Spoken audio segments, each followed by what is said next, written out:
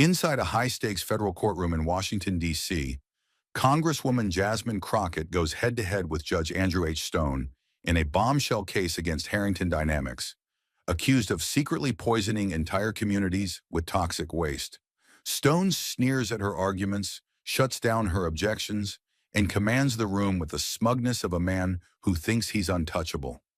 Until just minutes later, Crockett detonates the courtroom with a chain of evidence so explosive, it doesn't just silence the room, it rips through the nation's illusion of justice.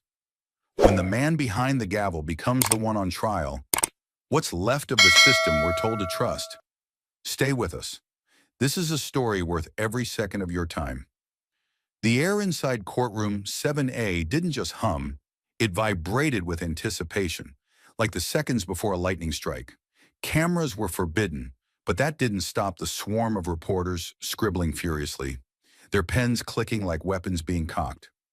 The gallery was standing room only. Legal scholars, activists, retired judges, Wall Street executives, all waiting to see how far this would go. At the heart of it all was a case that had fractured public trust. United States versus Harrington Dynamics, a $14 billion conglomerate accused of laundering campaign donations, burying toxic waste beneath minority neighborhoods, and bribing local officials into silence. It wasn't just a corporate scandal, it was an indictment of a system many believed had long sold out to the highest bidder. And presiding over it was Judge Andrew H. Stone, the iron-jawed, black-robed titan of federal law, infamous for his ruthless cross-examinations and his disdain for what he called emotional theatrics. He entered the chamber like a Roman general to a Colosseum, robe flowing, chin lifted, his presence alone shrinking the oxygen in the room. He had built a reputation not just as a judge, but as a political gatekeeper, tough on grandstanding, merciless toward lawyers who didn't know their place, which made his matchup today with Congresswoman Jasmine Crockett more than a legal battle. It was a powder keg. Crockett didn't flinch. She rose from the prosecution's table with the steady calm of someone long used to being underestimated and paying the price for it. Her Navy suit caught the courtroom lights, but it was her eyes, sharp, focused, unshakable, that held the room. She hadn't left the halls of Congress for publicity. She came for accountability. Harrington's elite legal team, gray-haired, overpaid and smug, muttered as she stood. Some sneered. Others laughed under their breath. She didn't care. She was here for the poisoned families, the silenced whistleblowers. The truth buried under non-disclosure agreements and campaign checks. Judge Stone had a history. He ruled for corporations nearly 3 out of 4 times. But Crockett wasn't here to play the odds. She was here to crack them wide open. She had barely uttered the phrase "new financial evidence" when the shift came, subtle at first, like the tightening of a bowstring before the arrow flies. Judge Andrew Stone leaned back in his towering leather chair, the overhead lights casting hard shadows across his face, giving his smirk the look of something carved from granite. With deliberate slowness, he slid his reading glasses down his nose, not to see better, but to see her worse. "Tell me, Congresswoman," he began, voice smooth as oil but lined with blades, "are we still in federal court, or did I stumble onto a casting call for law and order?" The courtroom didn't erupt. It winced. A few uneasy chuckles surfaced, mostly from the defense table, but even those were thin and hollow, like glass tapping against a tombstone. Jasmine Crockett didn't move. Her fingers rested lightly on the edge of the evidence binder, still unopened. Her gaze didn't waver, didn't blink. But beneath the surface, under the composed breath, behind the unshaken shoulders, was the familiar sensation of institutional condescension tightening around her throat like an invisible collar. She had been here before. Not this courtroom, not this judge, but this exact moment. The moment where truth meets the wall of power and power laughs. The moment when a woman of color, armed with facts and fire, is told implicitly or explicitly that her presence is an inconvenience to the traditions of power. Judge Stone wasn't questioning her evidence. He was questioning her right to introduce it, to possess it, to even stand there. Still seated, Stone let out a theatrical sigh and tapped the bench twice. "So let me get this straight," he said, voice rising just enough to ensure the entire gallery heard every syllable. After 2 years of investigation, a sealed indictment, a full trial calendar, and extensive pretrial motions, you've suddenly, miraculously, stumbled upon offshore accounts?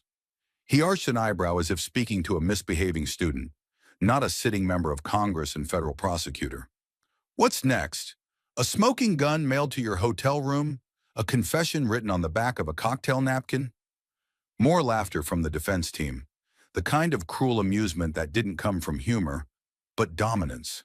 Crockett inhaled slowly through her nose, not as a pause, but as a quiet refusal to let rage take the wheel. Her mind calculated the damage, the optics, the trap being set before her. This wasn't about one piece of evidence. It was about control. It was about erasing her authority with a shrug and a joke. And worse, it was working. The judge had the room. The stenographer hesitated at her keys. Jurors looked confused. Even reporters, those wolves of spectacle, leaned back in their chairs, unsure whether to take this seriously. And yet, Crockett stayed still, calm, precise. "Your Honor," she began, voice low but cutting through the silence like a scalpel. "This isn't television, and I'm not here for applause." She reached forward, opened the binder, and lifted the first page.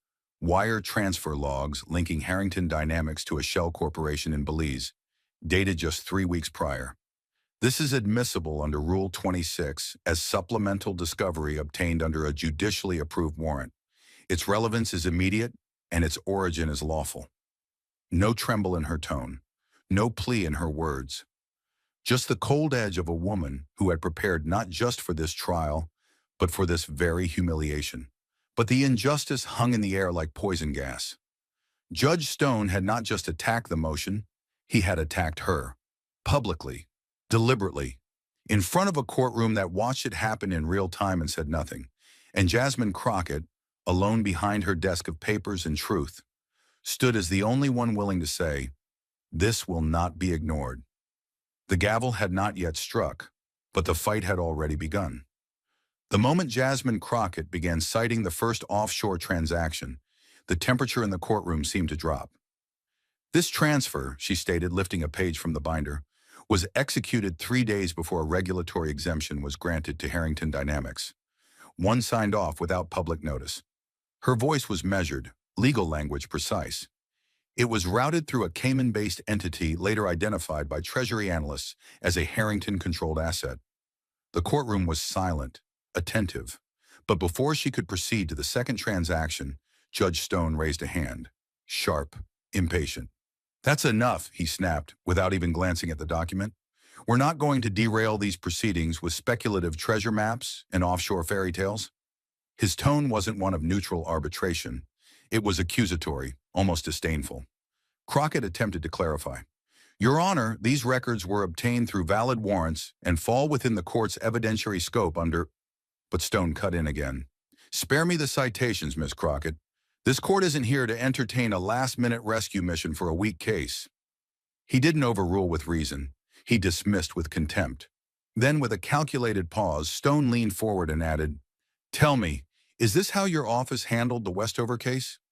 The name hit the room like a dropped gavel. Crockett remained composed, but she understood exactly what he was doing. Westover had been a publicly embarrassing prosecution 2 years prior, poorly managed, poorly vetted, and ultimately dismissed. It had nothing to do with her. "Because from where I sit," Stone continued, "this feels like the same pattern all over again. Rushed evidence, shifting targets, procedural desperation." His words were deliberate, his voice low but cutting. It wasn't a legal argument. It was a public indictment of her professionalism. Jasmine didn't blink. She didn't raise her voice or bristle with emotion. "For the record, Your Honor," she said, steady and unshaken, "the Westover prosecution was led by a separate office under separate supervision. I had no role in that matter. The evidence before this court today was obtained through judicially authorized subpoenas and has been properly disclosed under Rule 26. She didn't defend herself. She defended the law. Her restraint was not passivity. It was tactical precision in the face of an attack meant to delegitimize her authority. And though the judge's words had drawn blood, She made sure the courtroom heard something louder. She would not be broken by them. And yet, through every interruption, every public slight, every false connection drawn to cases she had never touched, Jasmine Crockett stood unmoved. But stillness did not mean surrender. It meant control. Her silence was not compliance. It was the loading of a weapon, one carefully built not from emotion, but from fact. She had asked for a sidebar, a simple procedural request to address what was fast becoming judicial misconduct. It was denied without a moment's thought, waved off with a smirk, as if transparency meant humiliation for her alone. Stone didn't want a private conversation. He wanted a spectacle, a courtroom where his authority reigned unchecked and unquestioned. And in doing so, he left her only one option: to strike back not with fury, but with precision. What happened next wasn't improvisation. It was the unveiling of a contingency she had prepared for long before she ever stepped foot into courtroom 7A. Crockett adjusted her posture, not defensive, but deliberate. Her voice didn't rise, but it hardened into steel. "Your Honor," she began, each word paced with the rhythm of a final warning. "Due to the escalating pattern of judicial hostility, your repeated rejection of admissible evidence without proper review, and your personal references to unrelated cases, the prosecution formally moves for your recusal from these proceedings on the grounds of demonstrated bias and undisclosed conflicts of interest." The sentence didn't need theatrical flair. Its weight did the talking. The gallery fell into absolute stillness. No coughs, no scribbling pens, not even the rustle of suits shifting in leather chairs. On the defense side, an attorney's expression collapsed into blank disbelief. Stone blinked once but said nothing. His hand, which had spent the last hour gesturing with impunity, now curled slightly against the edge of the bench. And then, without a single wasted motion, Crockett nodded to her lead aide. A sealed blue binder was passed into the hands of the courtroom bailiff, thick enough to make the wood beneath it creak. The courtroom watched it travel toward the bench like a slow-moving verdict. The label read simply, "Motion to recuse, Exhibits A through H." The moment the file touched the judge's desk, something shifted, not in volume, but in gravity. The performance had ended. What followed would not be spectacle. It would be record. For the first time that morning, the courtroom belonged not to the robe, but to the facts. And the person delivering them had just claimed the floor, not by force, but by truth. The moment Judge Stone cracked open the blue binder, a visible tension spread across his jawline. A flicker of recognition, of dread, or both. He scanned the first document without lifting his head, but everyone in the courtroom saw the shift in his expression. His fingers, so confident on the bench minutes earlier, now hesitated over the pages. Inside were detailed records of 17 financial transactions, each traceable, time-stamped, and linked to Meridian Strategies LLC, a company legally owned by his brother-in-law, but functionally operated as a financial proxy. The recipients of those payments? A web of subsidiaries under Harrington Dynamics, the very defendant in this federal trial. Jasmine Crockett had not submitted vague claims or unverified leads. These were official wire logs reviewed by forensic accountants, and each transaction coincided, down to the week, with Stone's rulings in past Harrington-related cases. Rulings that had suppressed subpoenas, sealed testimonies, and once even dismissed an EPA complaint without full hearing. The implication wasn't circumstantial. It was systematic. But it wasn't just the money. It was the motive. Attached behind the transaction summary were 3 sworn affidavits, each from former clerks who had served under Stone. Each account was deeply personal, uncomfortably specific. One clerk, whose initials were redacted, but whose affidavit was notarized and authenticated, recalled Stone muttering after a 2020 regulatory hearing, "Crockett again? I've had enough of her righteous nonsense since that coastal petroleum mess. She wants to turn every case into a racial crusade." Another affidavit cited a moment during Chambers' review where Stone allegedly said, "She's not here for justice. She's here for attention. I don't trust anything with her name on it." The third was the most damning, recounting a conversation where Stone referred to Crockett as a political liability in a suit and vowed she'd never win a case in his courtroom. These weren't anonymous tips. They were declarations signed under penalty of perjury, accompanied by internal calendar logs and location records that aligned with each incident. Crockett waited for no reaction. Her voice came in low, unwavering. These exhibits, along with a full memorandum, were submitted at 8:47 a.m. this morning to the Judicial Ethics Review Committee and concurrently to the Department of Justice's Public Integrity Division, she said. They are now part of active review. She didn't need to raise her voice. The weight of the words did all the lifting. In a courtroom built to amplify power, she had just inverted the balance. Without shouting, without pleading, and without ever stepping outside the law. And now, with the binder lying open on his bench, its contents laid bare for all to see, Judge Andrew H. Stone was no longer the one doing the judging. The weight of the binder still hung over the courtroom like a thundercloud, thick with implications, when a sudden shift in energy pulled every gaze toward the side entrance. The door opened, not dramatically, but with a quiet urgency that cut deeper than any shout. A court clerk entered, her pace quick, face pale, both hands clutched tightly around a large sealed envelope bearing the gold insignia of the Ninth Circuit Court of Appeals. No one dared speak. Even Judge Stone seemed momentarily caught off guard. She crossed the floor with precision, each footstep echoing against the marble as if marking the seconds before impact. When she reached the bench, her words were measured but heavy. Emergency directive from the appellate court, delivered by secure dispatch. Time sensitive. She handed it directly to the judge, her fingertips releasing the envelope only when his reluctantly accepted it. Stone's hands, once unwavering in their command of the courtroom, now betrayed him. The tremor in his grip was unmistakable. His thumb hesitated at the wax seal, as though some part of him already knew what lay inside. And then, he opened it. The first sentence struck like a blade. All proceedings under docket number 2, 914-F, are hereby ordered paused, effective immediately, pending review of judicial recusal request and potential conflicts of interest. The courtroom didn't gasp. It didn't need to. The silence itself became the reaction, a silence so dense it seemed to press against the walls. A bailiff lowered his eyes. A juror's pen slipped from her hand. The courtroom reporter, who had typed through hours of crossfire, now sat motionless, fingers hovering above her machine, like they'd lost their purpose. Judge Stone didn't speak. He just stared at the page, jaw clenched, the paper slowly crumpling where his grip had tightened unconsciously. The authority that had animated every word he uttered that morning now drained from his frame. His face, once flushed with dominance, turned a cold, uneven gray. Behind the bench, the great seal of the court loomed above him like a reminder, not of power, but of accountability. And across the room, Jasmine Crockett didn't move.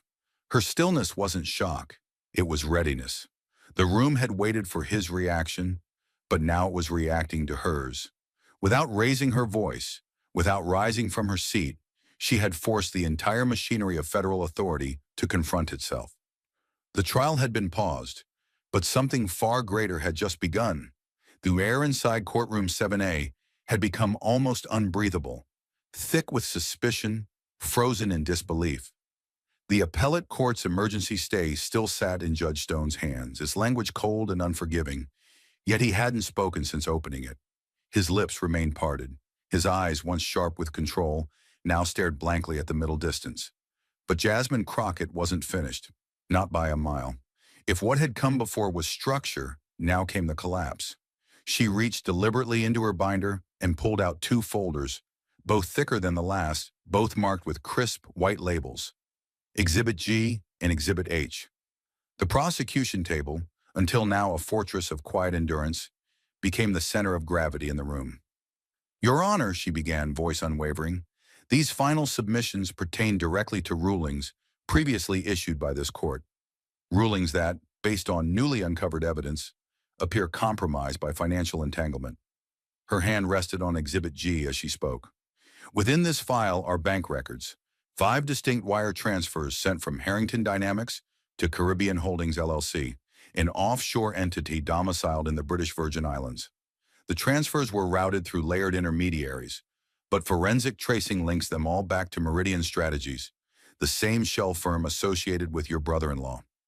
A collective shift rustled through the gallery, subtle, instinctive. Even the defense table, usually smug with confidence, had fallen unnervingly quiet. These 5 transfers, she continued, lifting the top document without removing it from the folder, were executed just days within 72 hours before 5 key rulings issued by this court in favor of Harrington Dynamics over the past 31 months. In each instance, those rulings shielded the defendant from regulatory scrutiny, suppressed critical subpoenas, or dismissed whistleblower testimony outright. She looked directly at Stone now.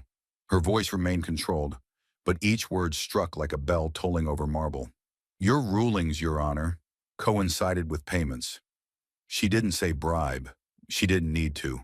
The numbers said it for her. Then came the second folder, Exhibit H. She placed it carefully on top of the first, but didn't open it. Not yet. This exhibit, she announced, includes a certified audio recording and its corresponding transcript. Her tone darkened, not louder, but deeper. It was captured at a private dinner at the Cypress Club less than 4 weeks ago.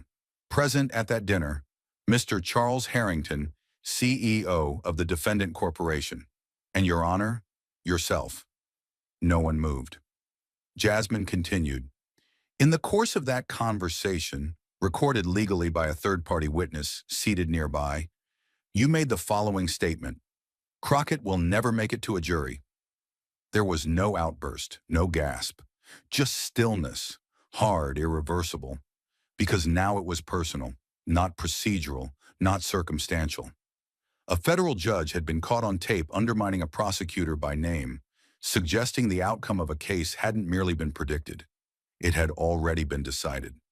Judge Stone's face turned a shade paler, and his mouth pressed into a hard line. The paper from the appellate court, still in his hand, began to curl slightly from the pressure of his grip.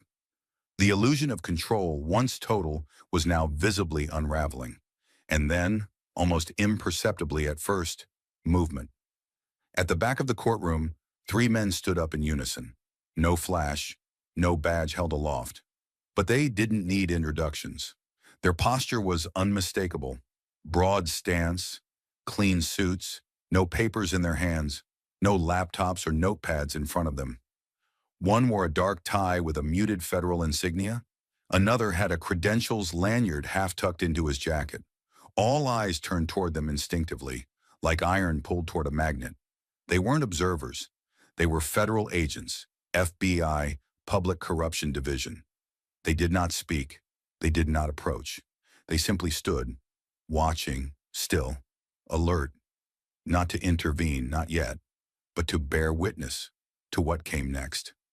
And though the judge sat in the tallest chair, and though the defense team was lined with Ivy League pedigree, and though the courtroom still carried his name on the docket, everyone in that room understood.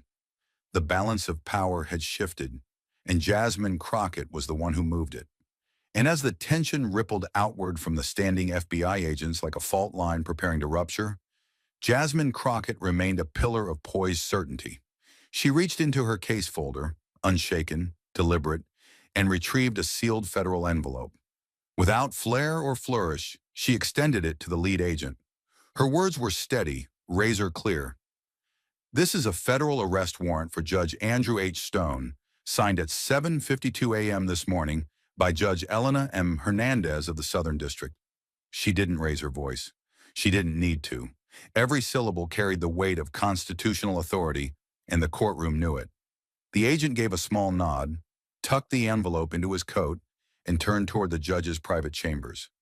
The room seemed to shrink as he walked. He reached the door, knocked twice, firmly, officially. Judge Stone, federal agents, we need you to come out immediately. We have a judicial warrant issued for your detainment. The silence behind the door was sharp, artificial, like a man thinking through 1,000 outcomes and not liking any of them. Another knock, louder now. Judge, this is not a request. Open the door. Nothing. No footsteps, no voice. Just that awful stillness, thick and deliberate. The agent exchanged a glance with his partner. One reached into his inner pocket, produced a bypass tool, and slid it into the lock. The mechanism gave way with a muted click. Then they disappeared inside. Every person in the courtroom sat frozen, not by force, but by awe. It was the kind of stillness usually reserved for final verdicts, funerals, or historical broadcasts. Seconds passed. Then the door opened again. And what emerged was not the same man who had entered it just an hour earlier. Judge Stone appeared, flanked on either side by federal officers. His shoulders were drawn in tight, his face rigid, eyes fixed downward. His blazer, once immaculate, now clung unevenly to his frame, as if it no longer recognized its wearer. Where once he had held the room with theatrical scorn, now he moved with the awkwardness of a man caught between two collapsing worlds, his authority and the truth. A soft commotion erupted as phones came up. Journalists scrambled into position, and the back row pressed forward. The courtroom became a storm of blinking lights and whispered disbelief. Even the defense attorneys, whose silence had grown more desperate by the hour, looked shell-shocked. Judge Stone said nothing. He didn't look at the jury. He didn't look at the bench. He didn't look at her. But Jasmine Crockett looked at him. She rose only halfway, her hands resting lightly on the prosecution table. And in the quietest moment of that chaotic room, she said just one thing. Not for the press, not for the cameras, not for revenge, for the record. No one stands above justice. And suddenly the silence returned, heavier than before.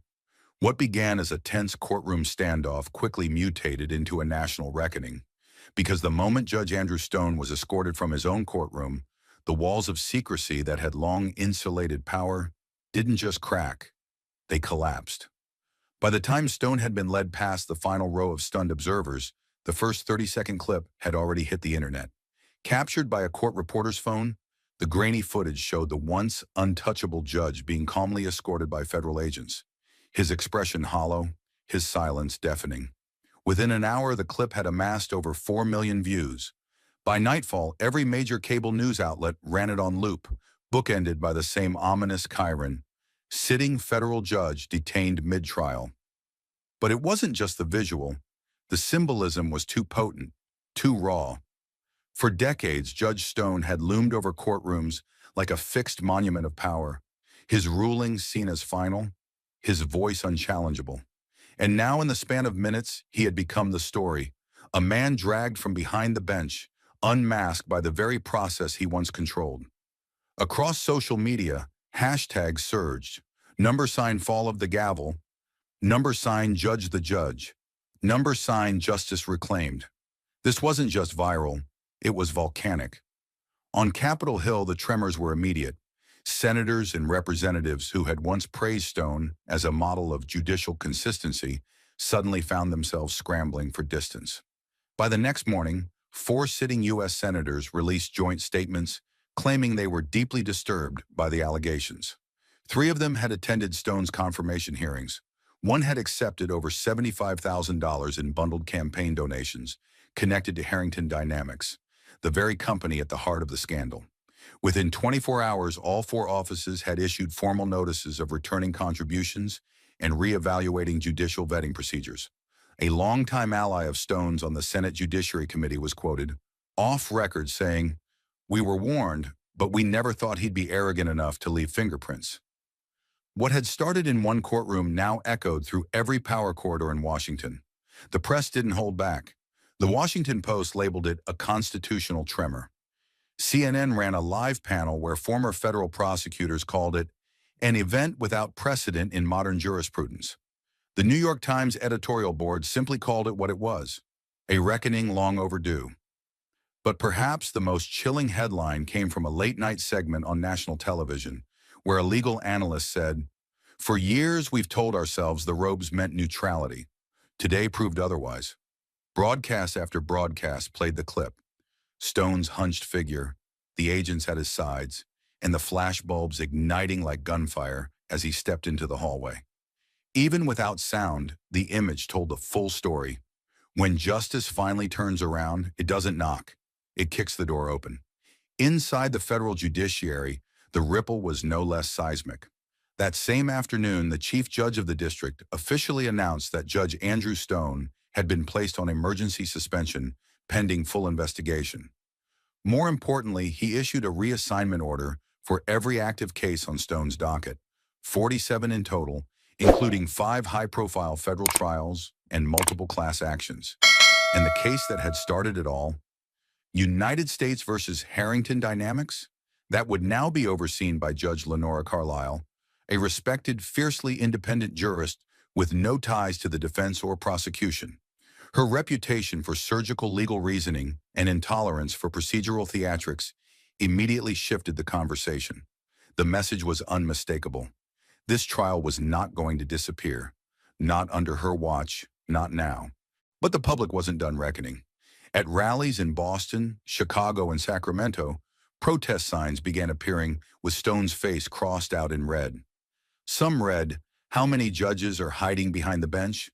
Others asked, "How long did they all know?" It wasn't just about one man anymore. It was about the system that protected him. Whispers of internal memos, ignored complaints, and warning signs buried in ethics committees started surfacing in independent watchdog publications. Legal podcasts went into overdrive. Law professors rewrote lecture syllabi in real time.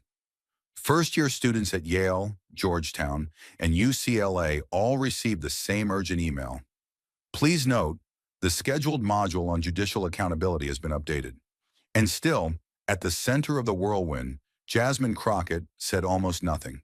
When approached by press outside the courthouse that night, she gave no victory speech, no clever soundbite. She simply said, "We followed the law." The law answered. It wasn't performative. It was the point. She didn't need to celebrate. Because while the cameras had captured the moment Stone was walked out, what mattered far more was everything that came before it. Every denied motion, every condescending remark. Every time someone like her was told the system worked best when unquestioned. She hadn't exposed a man. She had exposed a pattern.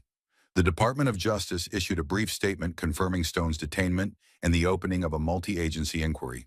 The Judicial Ethics Commission, which had been publicly quiet for months, launched a formal disciplinary review with subpoena authority.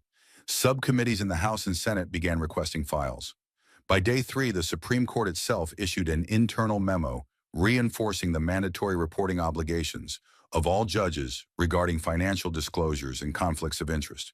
What had once been procedural boilerplate was now treated like gospel. Meanwhile, back in courtroom 7A, the plaque bearing Judge Stone's name had been removed. In its place, a temporary nameplate read simply, "Pending reassignment." The wood-paneled chamber, once charged with fear and hierarchy, had been reduced to what it truly was. A room. Just a room. Empty chairs. Blank pages. A bench that no longer commanded reverence but awaited redemption. The story was no longer just viral, it was historical, and it had only just begun. But while the nation reeled, dissecting every frame of the footage and every sentence of the ruling, Jasmine Crockett did what she had always done. She stepped out of the spotlight and walked straight back into the work. The press swarm outside the courthouse was blinding. Dozens of microphones held aloft like weapons, cameras lined shoulder to shoulder, news anchors rehearsing questions designed for viral soundbites. "Congresswoman Crockett, will you be calling for a wider judicial investigation? Do you feel vindicated today? Was this the outcome you were hoping for?" They shouted her name again and again, but she kept walking. She paused only once, under the marbled colonnade of the south wing, her back lit by the courthouse's stone arch and its newly lowered flag. The moment begged for a headline. Instead, she gave them a sentence. No fist pump, no smile, just steady eyes and a voice worn with clarity. This wasn't a victory. This was a responsibility. Then she turned. No more, no less. The agents behind her nodded silently. Reporters fumbled with their notes. Even the ones hoping for theatrics understood. They weren't looking at a politician. They were watching someone who had just torn down a wall with law alone and now wanted nothing more than to rebuild something better where it had once stood. Crockett didn't take a car to her next stop. She didn't go to a hotel, or a studio, or a luncheon packed with donors. She walked 3 blocks east, stepped into a low-rise federal office near Union Station, and returned to the same conference room where the case had first begun. Its windows still taped with timelines and names, a wall still covered in red string and sealed affidavits. The scent of printer ink and stale coffee filled the air. Her team was already there, waiting. No one said anything. They didn't need to. She dropped her coat on the back of the chair and opened her case file with the same rhythm as always. "Get me the unredacted logs from Harrington's Brazil operation," she said quietly, flipping past yesterday's headlines. "I want every point of contact on their board subpoenaed before the week is out. No excuses." One aide passed her a folder. Another handed her a coffee. Outside, the world was erupting with headlines, talking points, memes, and political fallout. But inside this fluorescent-lit office, it was just names, dates, crimes, and facts. She didn't gloat. She didn't pause, because the case wasn't over. Harrington Dynamics, the billion-dollar machine that had poisoned rivers, bought silence, and buried truth, was still intact. And she wasn't here to celebrate bringing down a judge. She was here to finish the job of holding a corporation accountable. At 11:42 a.m., the New York Times dropped its headline, "The Woman Who Silenced the Gavel." It ran beneath a photo of Jasmine standing still in courtroom 7A, eyes calm, the binder of evidence pressed against her side like a shield forged in truth. The Washington Post followed with, "Crockett's Calm, How One Voice Unraveled a System." MSNBC aired a retrospective montage just hours later. No narration, just real footage. Stone interrupting her, laughing at her, then walking out of his own courtroom under federal escort. The screen faded to black before her closing words echoed once more. "No one stands above justice." And still, she worked. While politicians issued statements and law professors drafted op-eds, Jasmine Crockett poured through spreadsheets of asset transfers, reviewed whistleblower interviews, and coordinated testimony scheduling with the DOJ. Her desk was a maze of printouts and flag sections. A large whiteboard behind her now held two names circled in red. Two Harrington executives who had been previously protected by Stone's rulings. That protection no longer existed. The board also listed 6 other trial dockets. Cases once silenced, now unlocked. It wasn't glamour, it was grit. This was the part no cameras ever covered. The hours, the deadlines, the strategy meetings conducted in low voices while the country screamed. At 2:16 p.m., a staffer brought her a tablet with the LA Times editorial queued up. "Not all heroes wear robes." She didn't read it. She didn't have time. She marked a financial transfer on a page and turned to her deputy. "File a parallel inquiry in the Cayman disclosures. We're not missing this window." The deputy nodded. "Already drafted." News outlets tried to reach her office over 100 times that day. She took none of the calls. Not out of arrogance, but out of purpose. Because every second she spent being congratulated was a second Harrington's lawyers could use to stall discovery. Her focus didn't waver, not for one heartbeat. As the afternoon wore on, her team became a quiet storm of movement. Printing, redacting, filing, cross-referencing, compiling. They knew the cameras outside wanted a story. Jasmine knew she still had one to finish writing in federal court. By the time dusk fell over D.C., casting long golden lines across the office windows, Jasmine was still in her chair. A nearly empty coffee cup sat beside her. The headlines were still coming in, louder now, more explosive. A former circuit judge had gone on record claiming he once raised concerns about Stone's rulings and was told to mind his lane. A former Harrington accountant was requesting whistleblower protection. Congressional oversight hearings were being scheduled. A Senate Ethics Subcommittee had requested her full trial record. The machine had started turning, and she had been the wrench thrown into its gears. But Jasmine wasn't watching any of it. She highlighted a phrase in a witness statement and wrote a single note in the margin: "Follow the supply contract." There would be no press tour, no book deal, no moment of personal glory. Because what she had done in that courtroom wasn't meant to be remembered as a spectacle. It was meant to be remembered as a warning. And as she closed the last folder of the evening and stood to gather her things, a small TV in the corner flickered with a CNN headline she didn't see. "The prosecutor who refused to flinch." She didn't need to. The work was just beginning. While Jasmine Crockett buried herself in case files and sealed exhibits, unaware or unconcerned with the headlines carrying her name, the shock wave she had unleashed traveled outward. beyond the courthouse, beyond the city, into every corner of American law where silence had once been currency. By the end of the week, the name Stone was no longer just associated with the judge. It had become a cautionary symbol etched into the very framework of legal education and judicial oversight. In law schools from Stanford to Columbia, professors wheeled whiteboards into classrooms and rewrote entire modules mid-semester. Lectures originally meant to cover procedural norms now opened with slides titled "The Crockett Confrontation: What Happens When a System Collides with Accountability." In one crowded auditorium at the University of Chicago, a constitutional law professor paused her opening remarks to gesture toward a projected image of Courtroom 7A. "This is no longer theoretical," she told her students. "This is what happens when precedent meets defiance."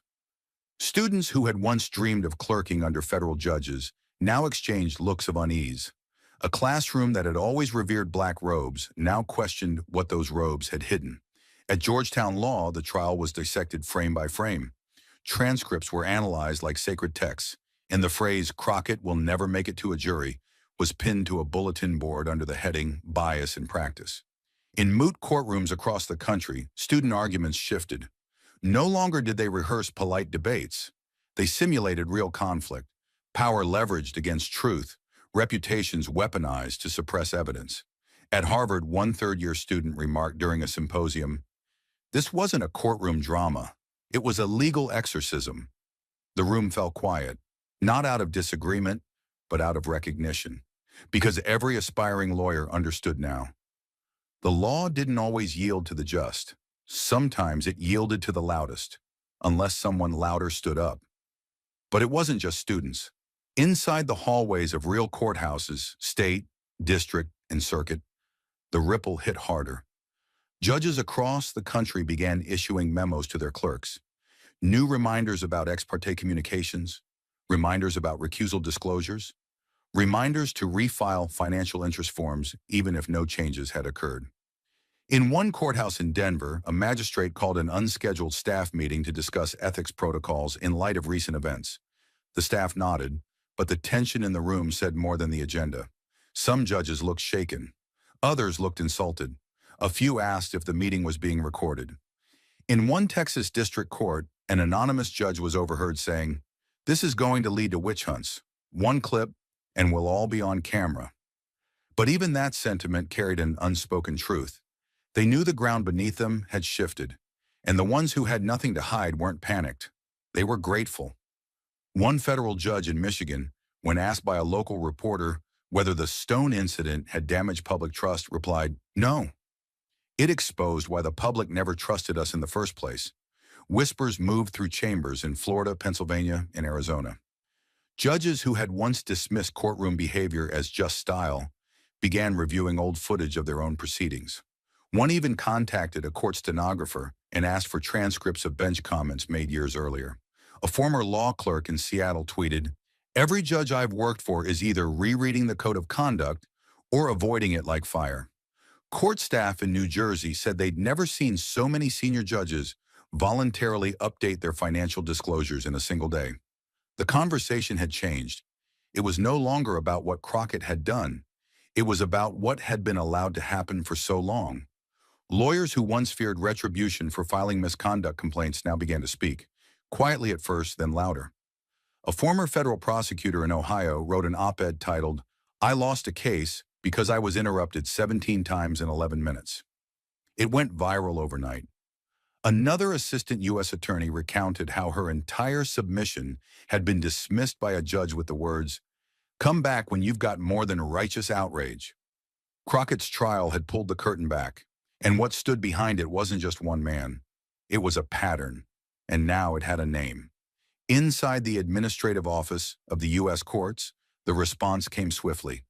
An internal bulletin was sent to every judicial district with updated guidance on real-time recusal tracking, digital audit logs, and a revised template for financial disclosures.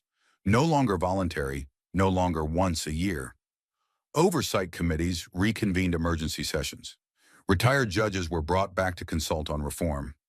Whistleblower hotlines posted record call volume in just 4 days. Judicial watchdog groups, long dismissed as fringe or overzealous, suddenly found themselves invited to meetings they had been denied access to for years. In a courthouse in Los Angeles, a first-year law clerk noticed something she had never seen before. Her supervising judge paused before interrupting an attorney. It lasted only 2 seconds, but it happened, and that alone meant everything was different now. A reporter from Reuters summarized the moment best. Jasmine Crockett didn't just bring down a judge. She brought a mirror into every courtroom. And in those reflections, the American legal system was seeing itself. Clearly, maybe for the first time in decades. Some recoiled, others stood straighter. But no one pretended not to see. While legal textbooks were being rewritten and courtroom clerks revised their ethics protocols, the tremors finally reached Washington, D.C. But these weren't just metaphorical ripples. They were legislative shockwaves, and they cracked straight through the vaulted ceilings of Capitol Hill. The story of a disgraced federal judge being removed mid-trial had gone beyond headlines. It had infiltrated the very foundations of American democracy, and the institution that had long chosen polite distance over direct intervention was now dragged to the edge of accountability: the United States Congress. The hearing was scheduled in less than 6 days, record time by government standards. But the urgency was palpable. The name on every senator's lips wasn't Stone, it was Crockett. Room 2141 of the Rayburn House office building was transformed into a theater of reckoning. At the center was a long oak table lined with microphones, affidavits, sealed binders, and trembling glasses of water. The plaque read, "Special Hearing on Judicial Ethics and Oversight Reform." But every person in the room understood the truth. This was not policymaking, it was damage control. The session opened under Klieg lights and wall-to-wall media coverage. Representatives and senators leaned in, not for effect, but because they knew the stakes. This wasn't political theater. This was the first time in a generation that Congress was being forced to examine the judiciary not as a sacred pillar of democracy, but as a flawed human institution, vulnerable to the same corruption it was built to judge. The first witness, a retired appellate judge from California, face lined with age and regret, voice steadied by conviction. "What we saw in courtroom 7A was not an anomaly. It was a reflection," he declared, "and the only reason it stunned the nation is because we've hidden the mirror for too long." As he spoke, the chamber sat in dead silence. Not even phones clicked. Then came whistleblowers, clerks, junior attorneys, former ethics officers. They brought files, screenshots, audio logs. One woman, shaking as she unsealed her envelope, testified, "I was threatened with professional blacklisting for flagging a judge's financial entanglements. When I saw Jasmine Crockett stand alone and speak the truth while the nation watched, I realized, maybe we're not alone anymore." Each revelation landed heavier than the last. One affidavit named 2 sitting judges in major securities trials who had received undisclosed honoraria from nonprofits linked to Harrington Dynamics. Another described pressure from court administrators to bury recusals in footnotes rather than open records. One even included a redacted transcript of a backroom conversation between a judge and defense counsel, mocking plaintiffs and laughing about how no one reads ethics filings anyway. But the most devastating blow didn't come from testimony, it came from action, outside the room. As the hearings progressed, a stunning pattern emerged in real time.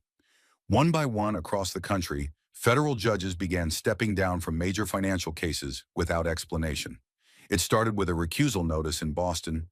Judge Kessler, citing possible perceived bias, removed herself from a merger trial involving a tech conglomerate. Within hours, 2 more judges in New York quietly exited cases tied to pharmaceutical lobbying groups. Then came the cascade. In less than 72 hours, over a dozen recusals were filed in high-stakes corporate lawsuits. Every one of them, every single one, had some historical tie to either Stone, Harrington, or the closed-door judicial retreats exposed by journalists following the Crockett case. By Friday afternoon, a memo leaked from within the Federal Judicial Center, warning of a pending crisis of confidence in judicial continuity. But it was already too late. The message was clear. Stone had fallen, and now others were scrambling to avoid being next. And Congress? Congress was watching. Senator Lila Bradshaw, a moderate with a history of deference to the courts, shattered protocol when she slammed her pen down mid-hearing and asked, "How many people have lost cases they should have won because we turned a blind eye?" No one answered. No one needed to. Her voice echoed across the marble walls like a verdict. Reform proposals began to stack high on the committee desk. A real-time, publicly searchable judicial finance database. A statutory obligation for automatic ethics review of judges presiding over cases with parties linked to their family, donors, or prior consulting roles. A new independent judicial inspector general outside the purview of the Supreme Court. Mandatory audio-visual recording of all federal courtroom activity, including chambers meetings. But the most anticipated bill of all was born from a single sentence spoken in Courtroom 7A. "She'll never make it to the jury." Lawmakers turned that quote into a rallying cry and then into legislation. It was named the Jury Access Integrity Act, and it would require federal judges to formally record any off-the-record decision that affects trial fairness or limits access to jury presentation, with disciplinary review if patterns emerge. It had co-sponsors from both parties within 48 hours. And while debates swirled over judicial independence versus judicial secrecy, one undeniable reality crystallized. Jasmine Crockett had set something in motion that could no longer be stopped. Judges who once shook hands with defense counsel at golf tournaments now skipped bar association dinners. Judicial conferences turned into closed sessions behind tighter doors. Some judges asked to be reassigned, not because they were guilty, but because the very perception of guilt now carried weight. Even law students shifted career goals. Many began to reject clerkships from judges who had remained silent during the Stone fallout. And yet, amidst the chaos, there was one constant refrain whispered across every floor of the Capitol. This never would have happened if Crockett had just backed down, but she didn't. And now, neither could they. While Congress raged and headlines flared, a quieter storm was gathering around one name. Not in the halls of power, but in living rooms, kitchens, libraries, and dormitories. Jasmine Crockett. Not as a meme, not as a trending topic, but as a catalyst, a symbol of what it looked like when someone refused to bow to power and instead walked straight into the fire carrying only the truth in a spine of steel. Her office, tucked in the 5th floor of a modest building off Polk Street, was never designed for public worship. The walls were bare, the windows were functional, the lighting cold and efficient. There were no portraits of herself, no shelves packed with awards. But by the second week after Judge Stone's fall, the space had begun to overflow with something far more powerful than trophies. Letters, not dozens, not hundreds, but thousands. Mailed, hand-delivered, couriered. Some were addressed formally to the Honorable Jasmine Crockett. Others simply read, "To the woman who stood up when no one else would." They came in all forms: manila envelopes with legal files, folded notebook paper from juvenile centers, cards with flowers drawn in crayon, even one on a napkin from a Waffle House with the words, "You made my daughter ask what justice means." I didn't know what to say, but now I do. From every corner of the country, Texas, Vermont, Idaho, Florida, people were writing not to a politician, but to a mirror, to someone who had made them feel seen in a system built to ignore them. Law students wrote to say they'd change their thesis topics. A former district attorney from Oregon sent a 17-page confession about how many times he'd looked away under political pressure. Even a federal marshal sent a short note on official letterhead, simply saying, "I wish I'd had the guts to do what you did. Thank you for reminding me what my badge was supposed to mean." Still, Jasmine refused the noise. She didn't appear on the late shows, didn't accept CNN's invitation for a primetime exclusive, didn't smile for Time magazine's camera crew when they arrived unannounced with a bouquet and a bottle of champagne. She wasn't chasing the spotlight because she knew what it cost and what it distracted from. "I'm not a symbol," she told her team. "I'm a civil servant. I'm not done yet."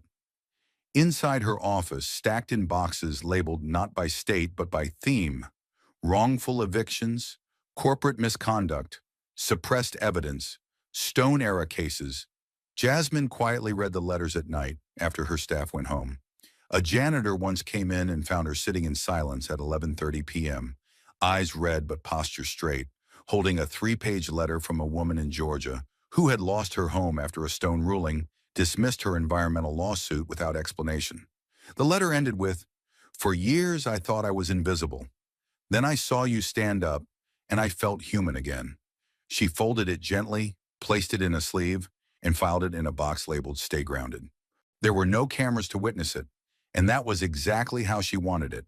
She turned down every award nomination, refused the proposed documentary deal, told her staff to reject any offer that required recapping what had happened in courtroom 7A.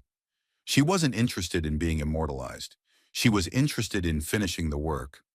In her desk drawer, under lock, were the next 10 case files, and they weren't small. Harrington Dynamics might have been exposed, but its subsidiaries and partner firms were still quietly operating across multiple states with the same tactics, the same shell companies, and the same willingness to sacrifice lives for profit. She marked each case with red tabs, handwritten notes lining the margins. Follow the inspection records. Cross-check board member ties. Revisit EPA whistleblower from 2019. While the world saw a hero resting after a victory, she was building the next battlefield. But for all her discipline, her door remained open. One morning, a group of law students from Howard University stood outside her office, clutching a folder of mock trial briefs and asking if they could just see where it happened. They expected a security guard, a closed door, maybe a receptionist telling them to make an appointment. Instead, Crockett herself stepped into the hall, smiled softly, and said, "You've got 10 minutes. Bring your best question." They ended up staying 2 hours. She didn't give speeches. She didn't deliver monologues. She just listened, asked questions, challenged their assumptions. When one student timidly asked if she ever felt afraid in that courtroom, Jasmine nodded. "Yes, but fear isn't weakness," she said. "It's the tax you pay for doing something that matters." As they left, she handed them photocopies of her opening argument, redacted, not for secrecy, but to encourage them to fill in the gaps with their own voice someday. Still, the public wanted a quote, a banner, something to stamp on mugs or tweet under hashtags. She refused, again and again. And then, one Monday morning, without announcement, without ceremony, she walked into her office early, before even the cleaning crew had finished, took a sheet of printer paper and a black Sharpie, and wrote 11 words, in block letters, no italics, no decoration. Justice is not a title. It is a decision made every day. She taped it to the inside of her frosted glass door, facing outward, just high enough that anyone walking down the hallway could see it, but low enough that they had to slow down to read it. No one knew she had done it. No memo was sent. But by noon, staffers from other floors began coming up to see it for themselves. By that Friday, someone from a legal aid office had printed it on bookmarks and started passing them out at bar association meetings. By Sunday, it was trending on social media, not because she posted it, but because someone else did. And through it all, Jasmine never once paused her casework, not to bask, not to celebrate, not to rest. Because she understood something most people still hadn't grasped. Bringing down one corrupt judge wasn't the end of the war, it was the end of the illusion. Now came the harder part, rebuilding a system that had normalized its own silence. In the quiet of her office, beneath the weight of letters, lawsuits, and the whispered prayers of strangers she would never meet, Jasmine Crockett didn't feel victorious. She felt responsible, and that was enough. And while the courtroom doors closed behind her for the day, what lingered wasn't silence. It was the question. Not the legal one, nor the procedural one, but the kind that weighs heavier the longer it echoes. What kind of justice system needs someone to nearly sacrifice everything just to make it function? That question didn't vanish with Judge Stone's removal, nor with the thousands of headlines praising Jasmine Crockett's courage. It hung in the air, between the fluorescent lights of classrooms, in the pause before gavels fell, in the eyes of every judge now asked to sign a warrant, approve a deal, dismiss a case, and it followed her. Not like a shadow, but like a responsibility, one she didn't run from. Because the real story wasn't just about corruption. It was about what we do when the people sworn to protect the system are the very ones breaking it. Jasmine Crockett knew this better than most. The fight hadn't begun in that federal courtroom. It had started long before, in low-income neighborhoods where poisoned water was blamed on bad plumbing, in boardrooms where campaign donations disguised themselves as civic gestures, in court transcripts where evidence vanished quietly between the lines. And what made it worse wasn't just that it happened, but that it kept happening. Because no one wanted to believe that justice, real justice, required confrontation, required sacrifice, required uncomfortable truth. The human lesson wasn't written in the law books. It wasn't underlined in the Constitution. It was written in the lives of those who never made it to trial. The children whose asthma rates spiked in towns with Harrington factories. The tenants evicted after court rulings that cited no reason beyond insufficient cause for injunction. The whistleblowers fired in silence while judges like Stone called them unreliable from the bench. Jasmine carried those stories into court, not because it made her stronger, but because it made her honest. And honesty, in a system trained to punish it, became her sharpest weapon. She didn't fight for perfection. She fought for possibility, for the belief that the law doesn't have to be cruel just because it's complicated. That precedent is not prophecy. That if justice wears a blindfold, maybe it's time someone taught her how to listen. And when the system screamed back, called her emotional, aggressive, radical, she didn't flinch. She stayed rooted, because the lesson wasn't about winning, it was about refusing to accept that injustice is inevitable. The cameras showed the climax. A judge removed, a courtroom in uproar, a nation shocked. But the true weight of the moment lived in the quiet after. In the hallway where a court janitor nodded at her without saying a word. In the email from a paralegal who said her daughter cried watching the live stream, not out of sadness, but because someone like us finally got to speak. It was in those small moments where the fight felt less like a headline and more like healing. But healing doesn't come easily. It never has. Because the deeper lesson Jasmine had to learn and live was that you don't dismantle a rotten wall by yelling at it. You dismantle it brick by brick, even when your hands bleed. And sometimes the wall pushes back. Hard. There were nights when she sat in her car after work, hands still shaking from the tension of the day. Nights when threats came not as phone calls but in subtle ways. Delays in scheduling, cold stares from clerks, former allies who now avoided her in public. Being right didn't protect her, it isolated her. But the lesson there, too, was necessary. Courage isn't about being safe, it's about being steady, about showing up anyway, about knowing the price and paying it with both hands.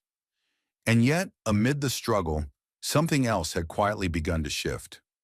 Law professors rewrote syllabi, ethics committees launched new training requirements, prosecutors in other districts opened old cases once dismissed under Stone's jurisdiction. A ripple had formed, and Jasmine wasn't at the center of it. She was simply the first stone thrown into a stagnant pond. That was enough, because the true victory, the real human lesson, wasn't in a guilty verdict or a judge stepping down. It was in the idea that a broken system doesn't stay broken by accident. It stays broken because people are afraid to challenge it. But now they'd seen someone do just that, and they couldn't unsee it. Jasmine's story became more than just an event. It became a mirror, and it asked hard questions of every American who watched. What do you do when the system protects itself instead of you? Who gets heard when justice speaks? And who gets silenced?